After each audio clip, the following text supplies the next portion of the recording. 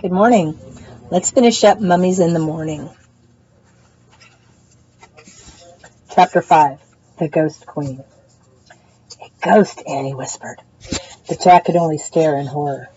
The ghost began to speak. She spoke in the hollow, echoing voice. I am Hotepi, she said, Queen of the Nile. Is it true that you have come to help me? Yes, said Annie. Jack still couldn't speak. For 1,000 years, said the Ghost Queen, I have waited for help. Jack's heart was pounding so hard he thought he might faint. Someone must find my Book of the Dead, she said. I need it to go on to the next life. Why do you need the Book of the Dead? Asked Annie. She didn't sound scared at all. It will tell me the magic spells I need to get through the underworld, said the Ghost Queen. The underworld, said Annie. Before I journey on to the next life, I must pass through the horrors of the underworld. What kind of horrors? Annie asked. Poisonous snakes, said the Ghost Queen. Lakes of fire, monsters, demons. Oh, Annie stepped closer to Jack. My brother hid the Book of the Dead, so tomb robbers would not steal it, said the Ghost Queen. Then he carved the secret message on the wall, telling me how to find it. She pointed to the wall. Jack was still in shock. He couldn't move. Where? Asked Annie. Here. She squinted at the wall. What do these tiny pictures mean? The Ghost Queen smiled sadly. Alas, my brother forgot my strange problem. I cannot see clearly that which is close to my eyes. I have not been able to read his message for 1,000 years. Oh, that's not a strange problem, said Annie. Jack can't see anything either. That's why he wears glasses. The Ghost Queen stared in wonder at Jack. Jack, lend her your glasses, said Annie. Jack took his glasses off his nose. He held them out to the Ghost Queen.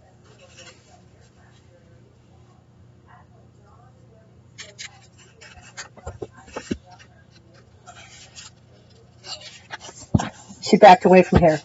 I fear I cannot wear your glasses, Jack, she said. I am made of air. Oh, I forgot, said Annie. But perhaps you will describe the hieroglyphs on these walls, said the Ghost Queen. Who? Said Annie. Hieroglyphs, said Jack, finally finding his voice. It's the ancient Egyptian way of writing. It's like writing with pictures. The Ghost Queen smiled at him. Thank you, Jack, she said. Jack smiled back at her. He put his glasses on. Then he stepped toward the wall and took a good long look. Oh, man, he whispered. The Writing on the Wall, Chapter 6. Jack and Annie squinted at the pyramid wall. A series of tiny pictures were carved into the stone. There are 4 pictures here, Jack told the Ghost Queen. Describe them to me, Jack. One at a time, please, she said. Jack studied the first picture.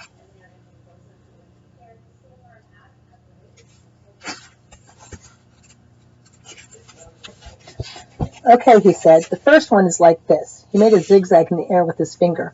Like stairs? Asked the Ghost Queen. Yes, stairs, said Jack. Just like stairs. She nodded. Easy enough. Jack studied the second picture. The second one has a long box on the bottom, he said. It drew it in the air. The Ghost Queen looked puzzled. With 3 things on top, like this, said Annie. She drew squiggly lines in the air. The Ghost Queen still seemed puzzled. Like a hat, said Jack.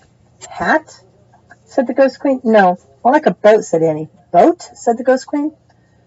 She got excited. Boat? Jack took another look at the wall. Yes, it could be a boat, he said.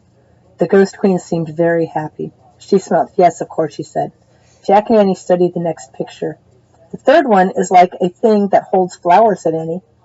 Or a thing that holds water, said Jack. Like a jug, asked the Ghost Queen. Exactly, said Jack. Yes, a jug, said Annie.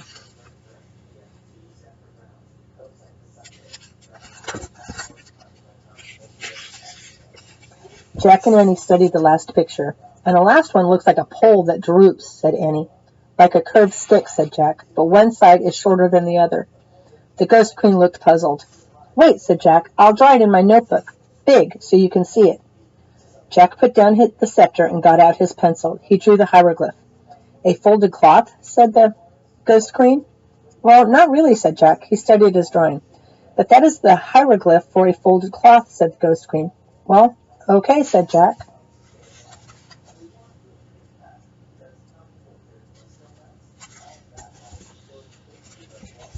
He looked at the 4th hieroglyph again. He still couldn't see the folded cloth, unless it was like a towel hanging over a bathroom rod. So that's all of them, said Annie. She pointed at each picture. Stairs, boat, jug, folded cloth. Jack wrote the words in his notebook. So what does the message mean? He asked the Ghost Queen. Come, she said. She held out her hand.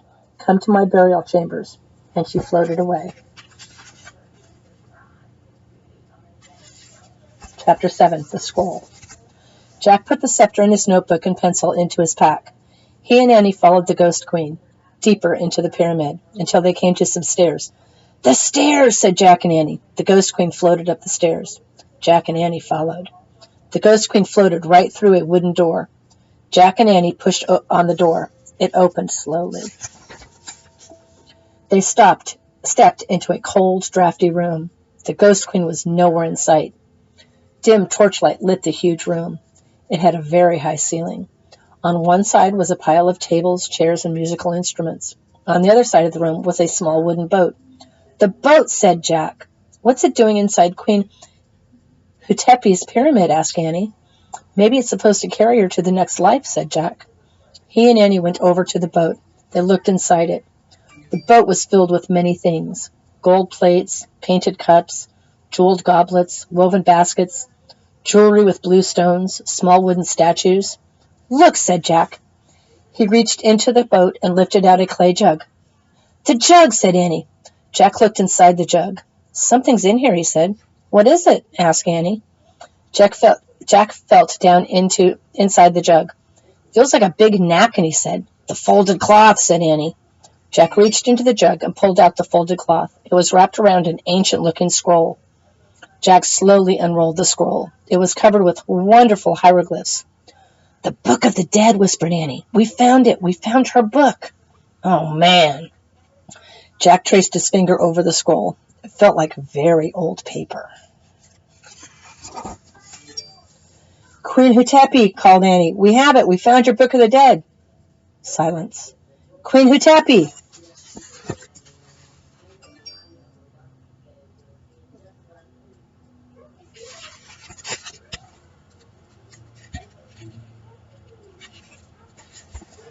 Then another door on the other side of the chamber creaked open. In there, said Annie. Maybe she's in there. Jack's heart was pounding. Cold air was coming through the open doorway. Come on, said Annie. Wait. No, said Annie. She's waited 1,000 years for her book. Don't make her wait any more. Jack put the ancient scroll into his backpack. Then he and Annie slowly started to cross the drafty room. They came to the open door. Annie went through first. Hurry, Jack, she said. Jack stepped into the other room. It was nearly bare, except for a long gold box. The box was open. The cover was on the floor. Queen Hutepi, Annie called. Silence. We found it, said Annie. Your Book of the Dead. There was still no sign of the Ghost Queen. The gold box glowed. Jack could barely breathe. Let's leave the scroll on the floor and go, he said. No, I think we should leave it in there, said Annie. She pointed to the gold box. No, said Jack. Don't be afraid, said Annie. Come on.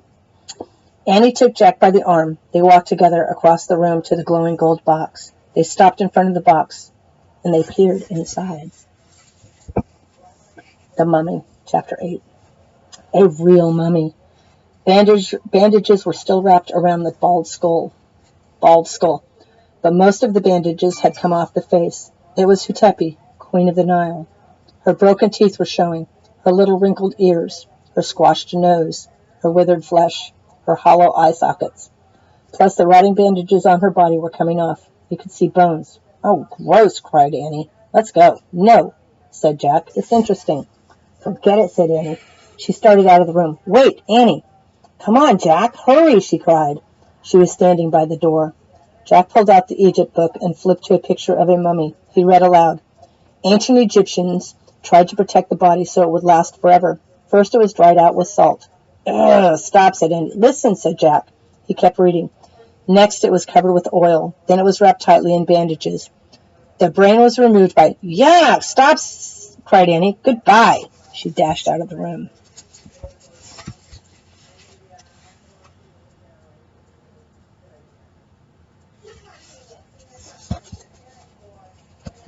Annie, called Jack. We have to give her the Book of the Dead. But Annie was gone.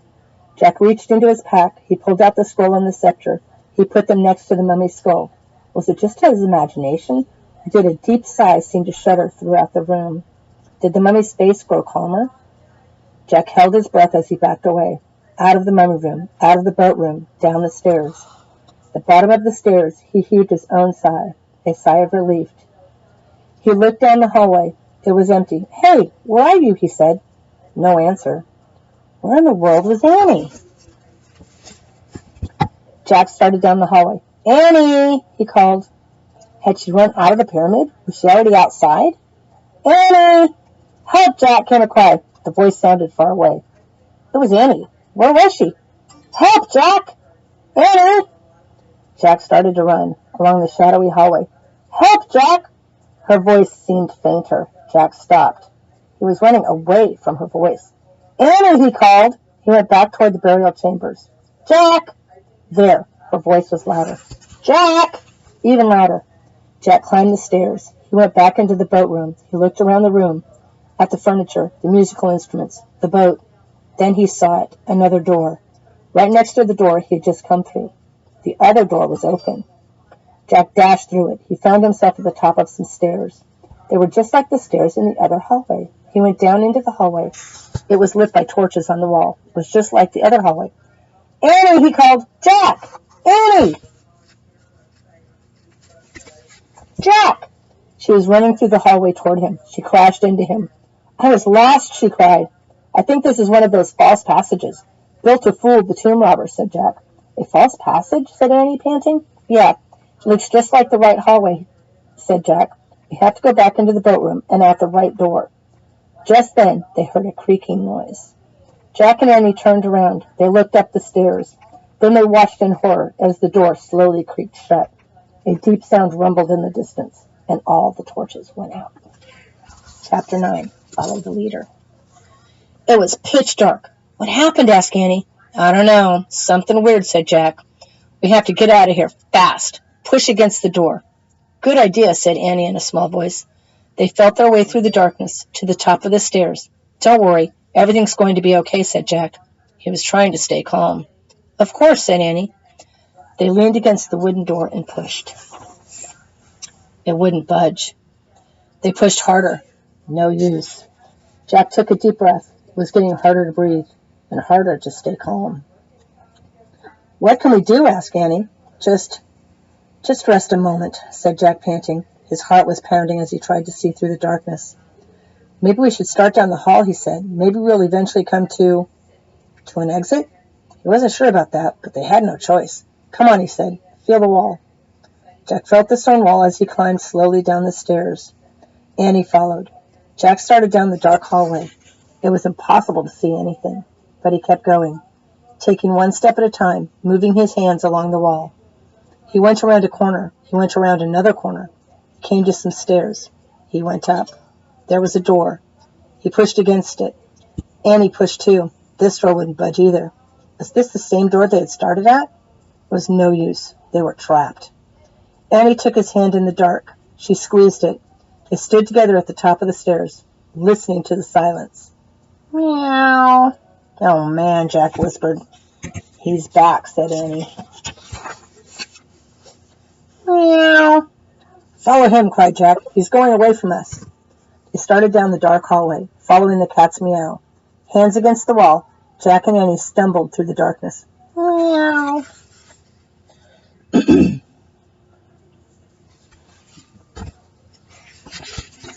They followed the sound all the way through the winding hallway. Down, down, down.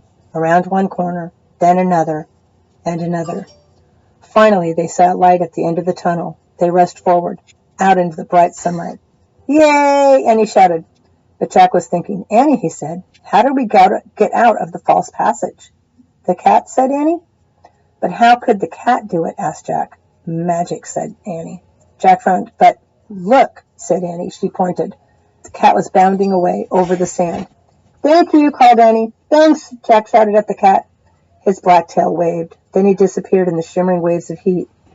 Jack looked toward the palm trees. At the top of one sat the treehouse, like a bird's nest. "Time to go home," Jack said. He and Annie set off for the palm trees. It was a long, hot walk back. At last, Annie grabbed onto the rope ladder. Then Jack. Once they were inside the treehouse, Jack reached for the book about Pennsylvania. Just then he heard a rumbling sound. the same sound they had heard in the pyramid. "Look," said Annie, pointing out the window. Jack looked. A boat was beside the pyramid. It was gliding over the sand, like a boat sailing over the sea. Then it faded away, into the distance. Was it just a mirage? Or was the Ghost Queen finally on her way to the next life? "Home, Jack," whispered Annie. Jack opened the Pennsylvania book. He pointed to the picture of Frog Creek. "I wish we could go home," he said. The wind began to blow. The leaves began to shake. The wind blew harder. It whistled louder. The treehouse started to spin. It spun faster and faster. Then everything was still. Absolute silence.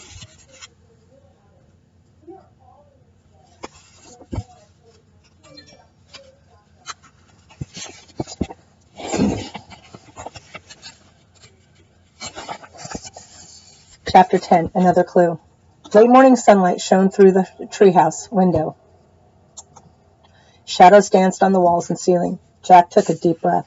He was lying on the floor of the treehouse. "I wonder what Mom's making for lunch," said Annie. She was looking out the window. Jack's mom, lunch, Mom, home. It all sounded so real, so calm and safe. "I hope it's peanut butter and jelly sandwiches," he said. He closed his eyes. The wood floor felt cool. "Boy, this place is a mess," said Annie. "We'd better make it neater, in case M comes back." Jack had almost forgotten about M. Would they ever meet the mysterious M, the person who seemed to own all the books in the treehouse? "Let's put the Egypt book on the bottom of the pile," said Annie. "Good idea," said Jack. He needed a rest before he visited any more ancient tombs. "Let's put the dinosaur book on top of the Egypt book," said Annie. "Yeah, good," said Jack. And a long rest before he visited another Tyrannosaurus Rex. "Castle book can go to the very top of the pile." Jack nodded and smiled. He liked thinking about the knight on the cover of the castle book. He felt as if the knight were his friend. "Jack," said Annie, "look." Jack opened his eyes. She was pointing at the wooden floor. "What is it?" he asked. "You have to see for yourself." Jack groaned as he got up. He stood next to Annie and looked at the floor. He didn't see anything. "Turn your head a little bit," said Annie. "You have to catch the light just right." Jack tipped his head to one side. Something was shining on the floor. He tipped his head a little bit. A letter came into focus. Letter M. It shimmered in the sunlight. This proved the treehouse belonged to M.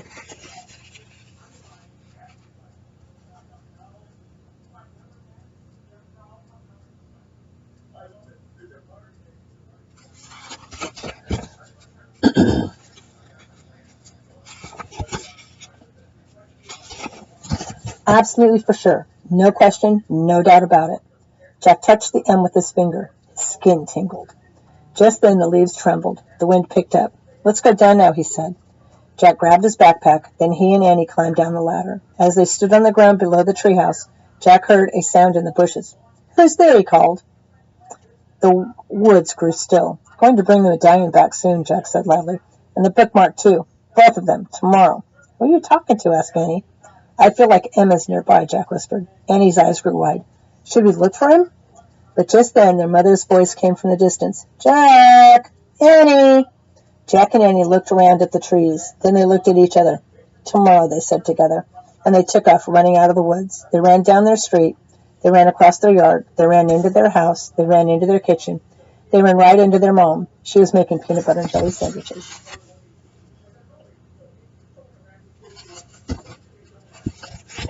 That's it for Mummies in the Morning.